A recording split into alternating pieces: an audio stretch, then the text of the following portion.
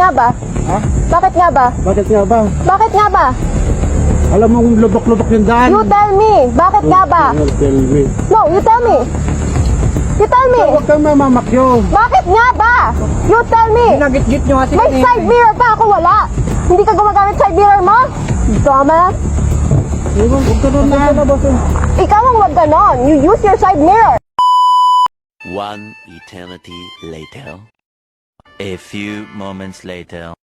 Sorry to Kuya Jimmy for what I've caused. Sorry din po sa citizen of Zambales, the riding community, especially the off-road community. This issue is all on me. I'm still learning. I promise to be more patient next time, especially on the road. And I'll listen to my ates and kuyas more. Na-feel ko na po yung mundong maraming galit and ayoko na pong maulit po yun. Again, sorry po at pasensya po ulit. Maraming salamat po.